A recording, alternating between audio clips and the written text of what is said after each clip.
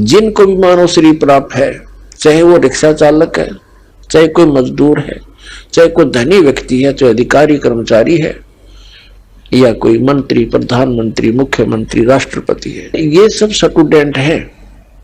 और जो ये भक्ति साधना नहीं कर रहे वो अपने उद्देश्य से भटक चुके हैं।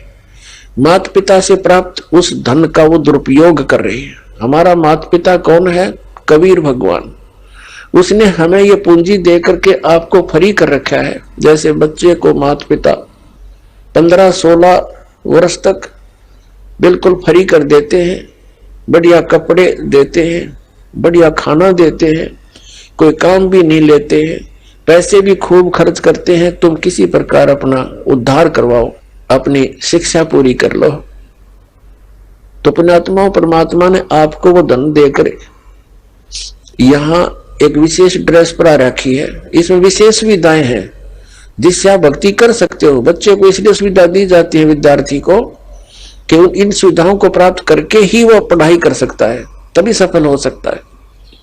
तो आप जी को परमात्मा ने ऐसी सुविधाएं दी है खाने के लिए, सुंदर अन्न, फल, आहार, काजू, किस्मत, सेब, संतरे, दूध, दही और सद्बुद्धि दे रखी। मकान, झोपड़ी डालो, प्राकृतिक आपदाओं से बचने के लिए भूख लगे जब भोजन खा लो, प्यास लगे जब जल पी लो, सब उपलब्ध है। उसके साधन बता दिए, जल ऐसे मिलता है। और फिर करना क्या था? बस बच्चे पैदा करो, इनको ब्याहो, इनको बस पाल पोस दो, फिर मर जाओ। क्या यही काम था इसका? ये तो पशु पक्षी भी कर रहे हैं। इसके साथ साथ एक अनिवार्य कार्य था जिसका हमें पता चलकर भी हम इस पर नहीं चल सके, क्योंकि संत साधु जन जितने हैं वो बताते हैं, समझाते भी हैं, लेकिन उनके वचन में शक्ति नहीं, उनके पास वो पावर नहीं, उनके पास वो भक्ति मंत्र नहीं जिसे प्राप्त करके प्राणी फिर आगे इस मार्ग को आगे चल सके। जिस कारण से अब मानो नास्तिकता की ओर बढ़ रहा है। तो मनुष्य जीवन आपको प्राप्त हुआ, इसकी उपलब्धि ना करने से, भक्ति ना करने से फिर क्या होगा? नर से तीतू पशुआ की जय गद्दा बैल बनाई, ये 56 भोग कहा मन भोरे, कहीं कुरडी चरने जाई। पुणात्मा, जब तक हम सत्संग नहीं सुनते तब तक हमारे ऊपर इस काल के माया रूपी भांग का घना नशा होता है। कबीर साहब कहते हैं, कबीर ये माया अटपटी सब गट आण अड़ी, और किस किस ने समझाऊं या कुआ भांग पड़ी।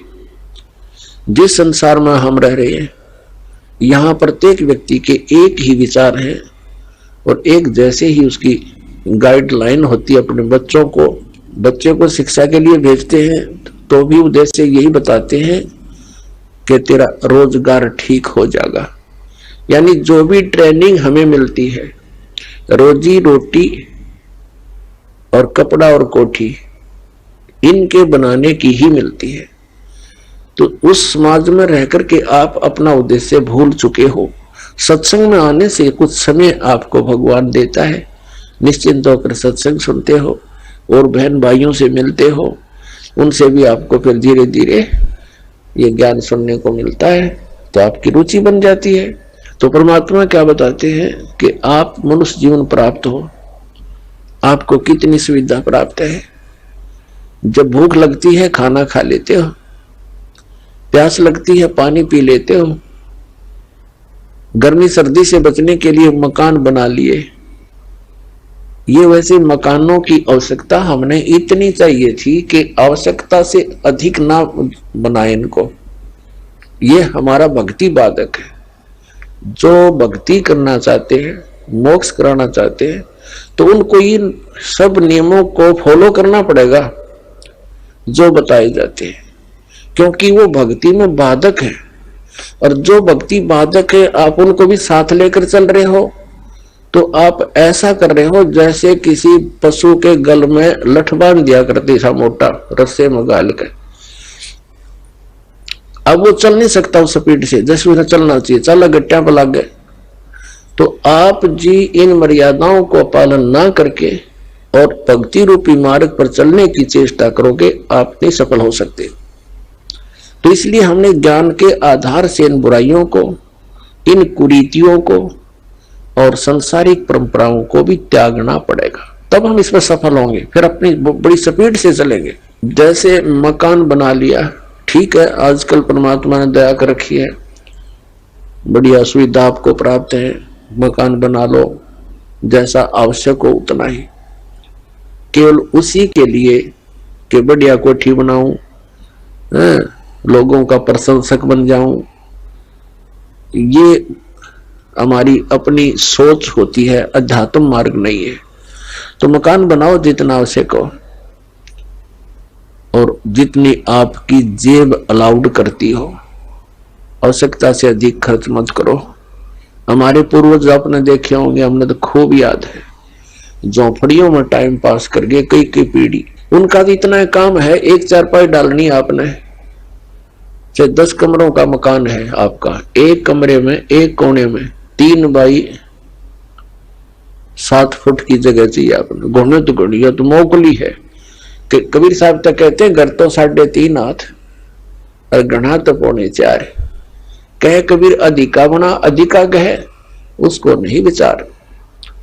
ये मनुष्य की जो शरीर है 3.5 हाथ का होता है। परमात्मा कहते हैं आपने घर 3.5 हाथ की आवश्यकता है, घना बनाओ तो 4.25, अरे से फालतू बनावा है तो मूर्खता है तेरी। फिर भी परमात्मा का कहने का तात्पर्य है कि आवश्यकता से अधिक कोई भी वस्तु आप संग्रह करते हो आपकी भक्ति का बाधक बनेगा, क्योंकि समय वेस्ट व्यर्थ जाएगा। कोठी बना ली, 10 लाख 1-2 लाख अपने पास से लगा लिए, 3 लाख कर्जा कर लिया। अब जब तो कर्जा ले लिया, ऋण ले लिया, पता नहीं चला, 1 महीने के बाद मांगने वाला आने लग जाएंगे, चैन गई, रात में नींद आवे नहीं, और भक्ति का भी नाश। को ठीक है काम आई आपके। तो इस प्रकार हमने भक्ति मार्ग में जो बाधाएं हैं उनको त्यागना पड़ेगा। अब क्या बताते हैं, परमात्मा ने हमें कितनी सद्बुद्धि दे रखी है, और ये भक्ति ना करने से इन कोठी बंगले बनाने में और धन बढ़ाने में अपना जीवन व्यर्थ कर जाएंगे, तो फिर क्या होगा। नर से तीतु पशुआ की जय गद्दा बैल बनाई, अरे ये सुंदर भोजन का मन बोरे कि तो कुर्डी सरने जाई। ओए होए, अपना आत्मा इतना कुछ सुनकर भी हमारे यह बात अंदर जगह बनाती नहीं,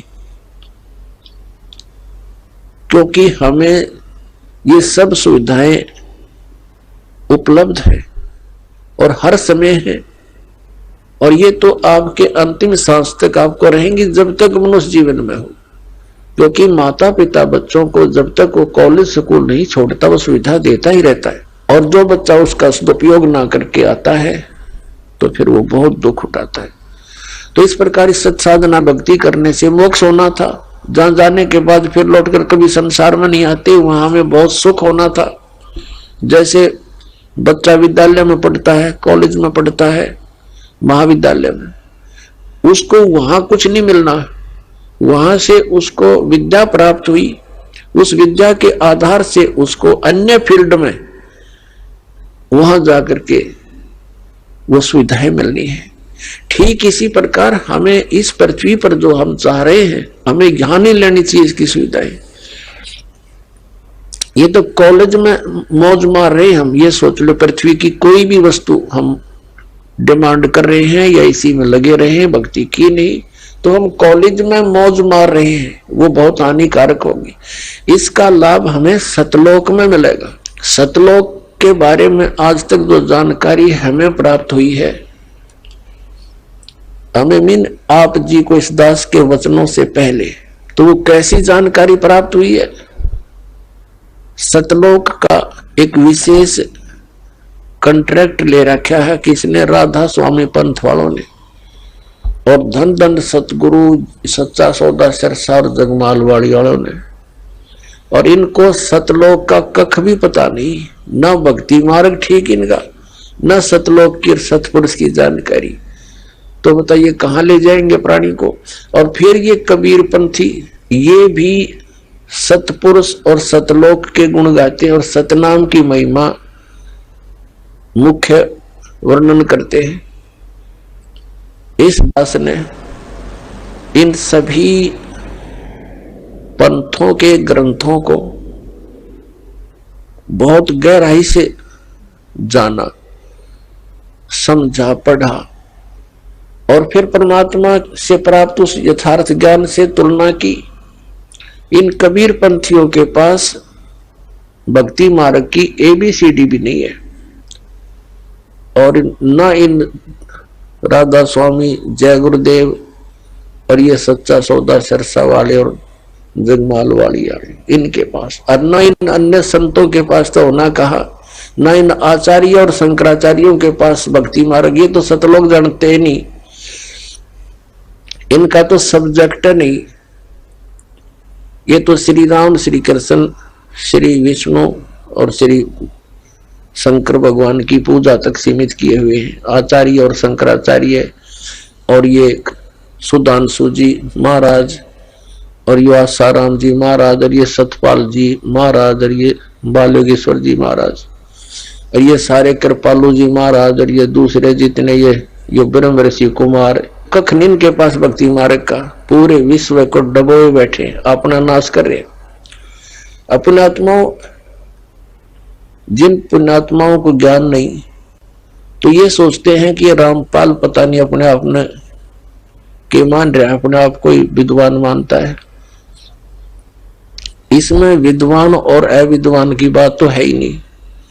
हमारे सदग्रंथ परमात्मा ने दे रखे हैं, उन सदग्रंथों की जिनको जानकारी है तो वो भक्त है, वो संत है, और उसकी जानकारी नहीं है वो ना भक्त है। भक्त तो हो ही नहीं सकता क्योंकि उसको थ्योरी का पता नहीं, प्रैक्टिकल करेगा क्या।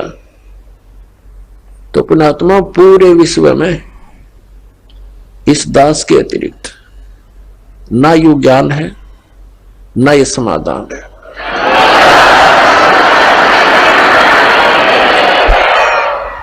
ये वचन प्रथम बार कोई सुनता है तो उसको खटकते हैं, लेकिन समय आने पर ये अच्छे भी लगेंगे, मीठे लगेंगे। एक बार परमेश्वर कबीर जी ने गोरखनाथ जी से वार्ता करते समय कहा था कि गोरखनाथ मैं सबन का गुरुआ। परमात्मा ने कहा था मैं सबका गुरु हूं, उस्ताद इस अध्यात्म मार्ग में। तो गोरखनाथ जी कहने लगे तुम मेरा वचन मुझे लग गया कड़ुआ, कि आपकी बात मुझे अच्छी नहीं लगती, आप कहते हो मैं सबका गुरु हूं।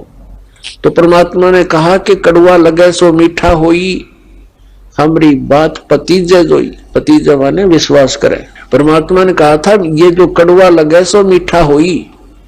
आज आपका गले नहीं उतरी ये बात कि मैं सबका गुरु हूं, मैं सदगुरु हूं, वो अलग बात है, लेकिन कड़ुआ लगे सो मीठा होई, हमारी बात पतीजे जोई। विश्वास करो, मैं जो बता रहा हूं इस पर करके देखो, अध्ययन करो, सदग्रंथों को चेक करो, फिर ये बात आपको सच्ची महसूस होगी जो दास ने अभी कहा था। तो प्रसंग जो चल रहा है वहीं आते हैं। ये जितने भी हैं, विशेषकर राधा स्वामी पंथ, जय गुरुदेव पंथ, ये सच्चा सौदा सिरसा वाले और जगमाल वाली वाले और ये ठाकुर जी वाले, एक दनौद भिवानी वाले, ये सारे नरे बबुल के बीज उग गए, पेड़ उग गए। अपने आत्माओं ये बताते हैं कि सतलोक में परमात्मा निराकार है, और इन्हें ना सतलोक का पता। सतलोक क्या है?